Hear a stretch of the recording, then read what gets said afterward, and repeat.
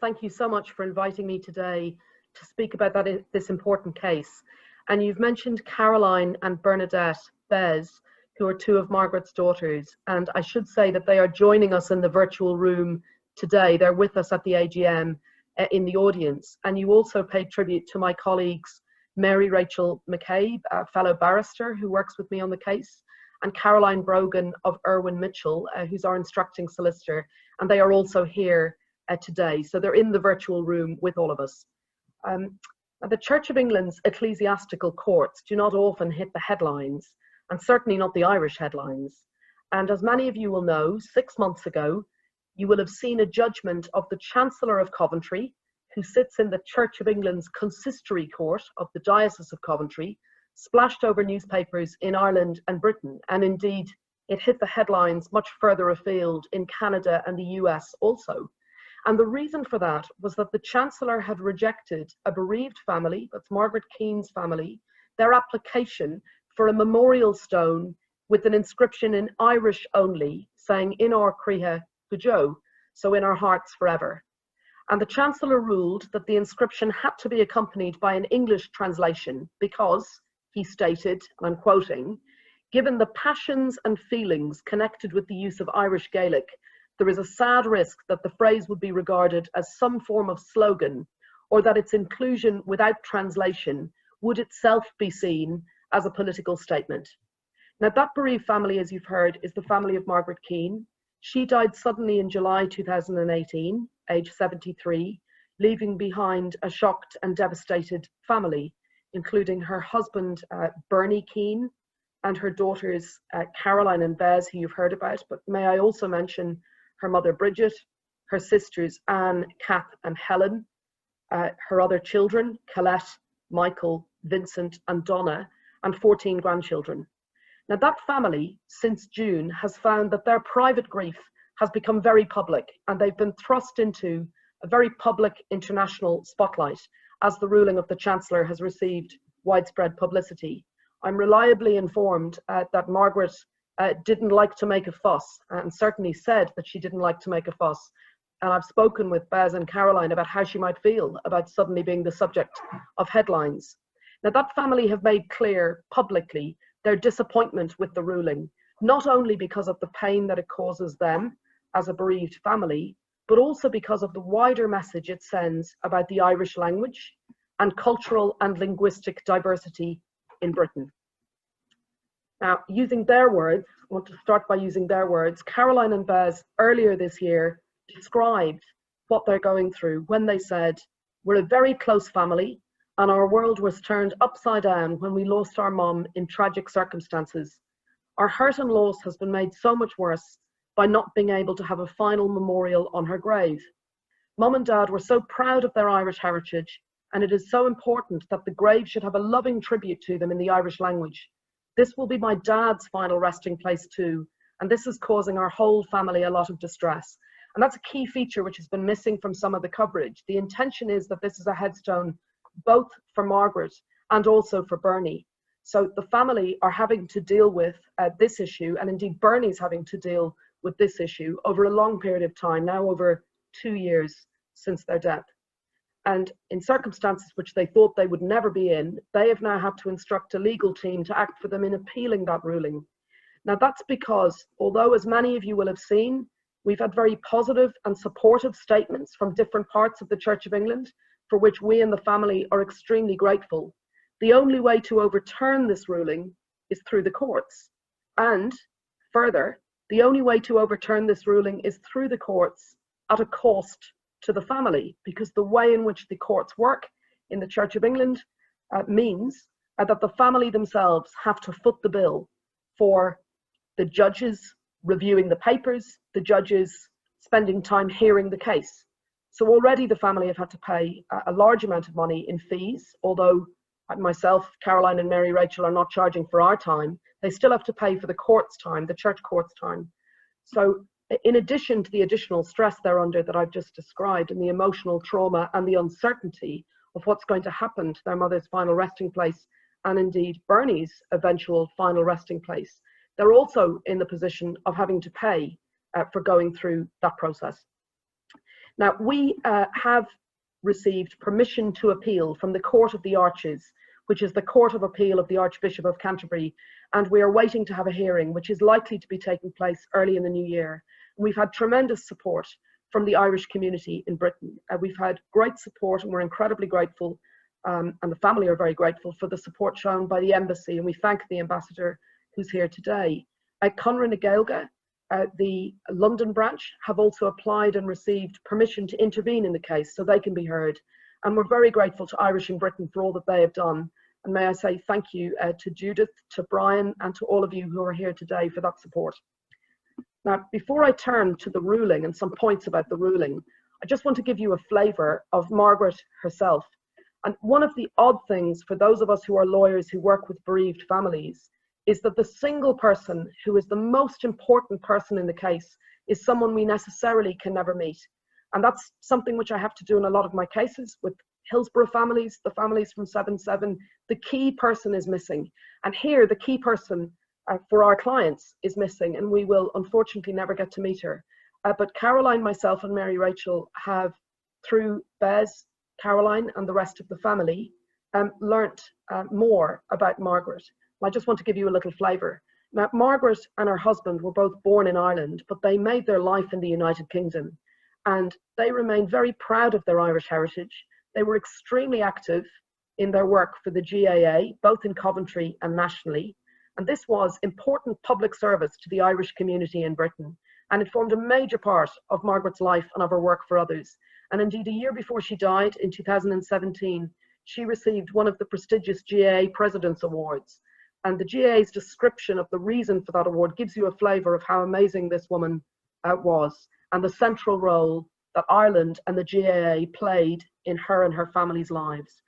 And it said this: when Margaret Healy left that boy to make a new life in Coventry in the 1950s, she did as so many before and since have done, and sought out the local GAA community to help make a home from home. It was in the Roger Casement's GAA club that she not only met her future husband and Mayo hurler Bernie Keane, but she started out on an extraordinary career as a volunteer, which has seen her become synonymous with the club through a variety of officer posts ever since.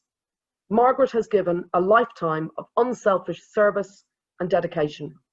And it's against that backdrop that the family were very clear about how they wished to mark her grave. A memorial stone with an inscription stating that it was in loving memory of her, her dates of birth and death, a Celtic cross containing the GAA emblem at its centre, and the simple words, In or Griha Gajo. Now, in the Church of England, there are churchyard regulations within each diocese. And the Diocese of Coventry has got churchyard regulations, which were written in 2019 by the Chancellor who decided this case. And those regulations describe churchyards as having consecrated status and containing memorials to departed Christians demonstrating the Church's continuing love for them. And the regulations make clear that memorials placed in the churchyard must be, and I quote, fitting and appropriate. And they must be fitting and appropriate not just today, but also for the future. So, given that background, the regulations include a requirement that the permission of the Chancellor is needed for the erection of any memorial in a churchyard, with vicars, rectors and others authorised to approve memorials which fall within the regulations. And Margaret Keane's memorial required that approval. So that's the reason why this came to court in the first place. I realise it may seem unusual to many of you that it was there. And in fact, the original view was that it was potentially the Celtic cross with the GAA symbol that might be problematic. But that was permitted with some agreed amendments. But it turned out that what troubled the Chancellor was the request for Irish words to appear on the gravestone. And despite it being clear from the background, and indeed from the judgment itself, that it was a matter of intense importance to Margaret's family that the phrase on the memorial be in Irish only, with no translation into English, the Chancellor rejected that. And the evidence before the court was that the use of Irish is not intended as a political statement. It's an important part of the Irish heritage of Mrs. Keane and of her husband. And it was clear from the evidence before the court that the Irish language was not just regarded as a means of communication, but as a vehicle of symbolic value. And I'm sure many of you, like me, being Irish in Britain, use Irish at home. use Irish with your children, and it is a profoundly important part of your existence. My children all have London accents. They end sentences with the word in it quite often, but their names are intensely Irish. I've burdened them all with names with multiple fathers and spare letters, rather like my own. But they say Bonya for milk. They say Ihawa when they're going to bed. And it's a critically important part of their identity and mine. And similarly, for Margaret, for Bernie, and for their family, Irish was an intensely important part of their identity. And they were also just frankly concerned on a practical level that the presence of a translation would overcomplicate or crowd the memorial. Now, we now know that in the same graveyard, there are multiple memorials which use other languages. We also know that there are multiple Church of England graveyards around the country which use other languages and which haven't been told that they require a translation. And this is what is very troubling about the ruling, because the Chancellor's reason for requiring a translation was this. He was concerned, firstly, that the phrase itself would be incomprehensible. It would be incomprehensible to people passing in the graveyard because, as he phrased it, the graveyard was in English-speaking Coventry. So that was his first position. Now, the Irish in Britain are, of course, many. And although, of course, only about 870,000 of the population in Britain are Irish-born, about 1.4% of the population, a far higher number have Irish ancestry, about 6 million people, or 10% of the population. And the family is concerned that that phrase, English-speaking Coventry, is very narrow-minded and not factual. Coventry is, of course, one of the cities with a higher than average Irish population, and certainly a sizable minority of individuals in Coventry may understand the phrase or at least recognise the language, particularly when coupled with the Celtic cross and the GAA symbol. But the Chancellor's approach essentially mandates the English language in English-speaking Coventry. His approach is also very difficult to square with Coventry City Council's pride in the city being ethnically diverse, with around 1/3 of the population being from minority ethnic groups, much higher than in other parts of the country. The largest ethnic minority group are Asian and Asian British communities. Would he object to memorials including words in Hindi without translation? Would he consider this inappropriate in English-speaking Coventry? Or is Irish different?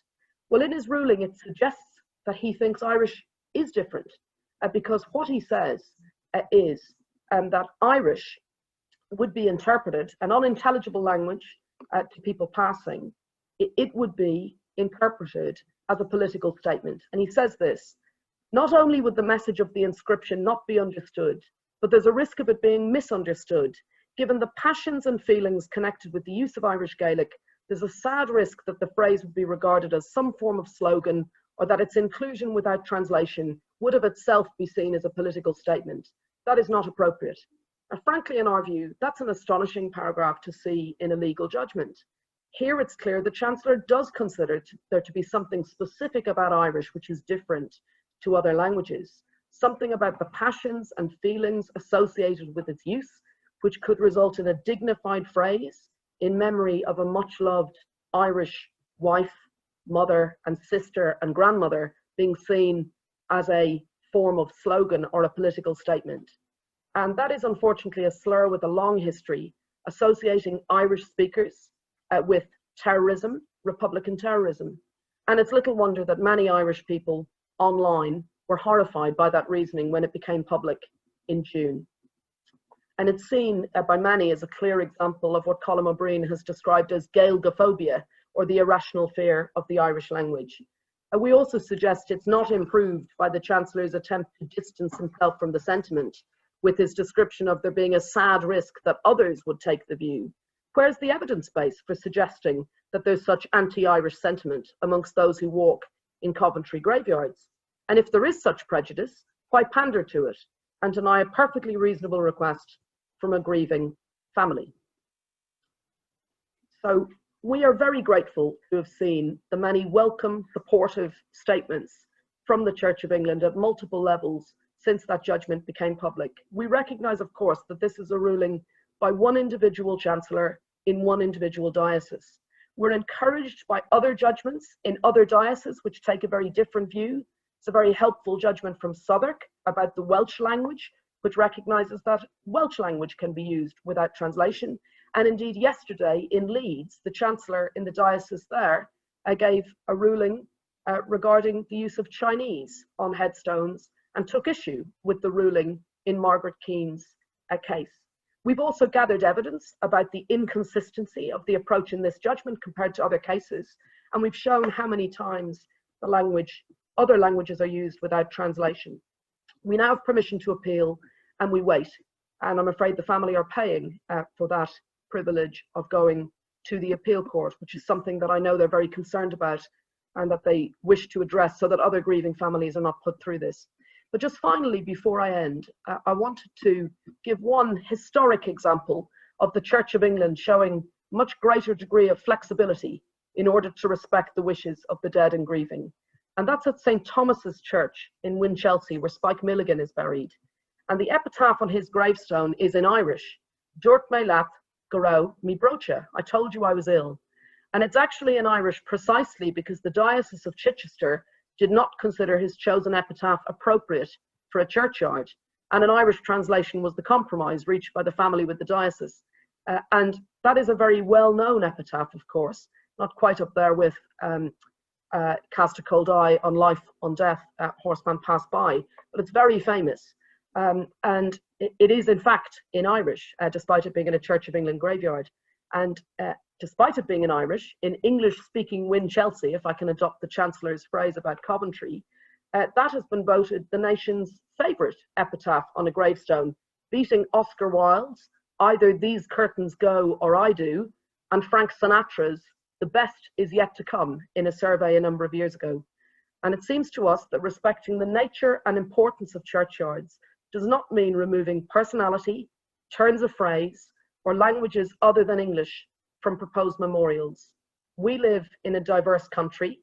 That diversity should be reflected in graveyards, including those of the Church of England. And we hope that the appeal court, when we get there early in the new year, agrees with us. Thank you.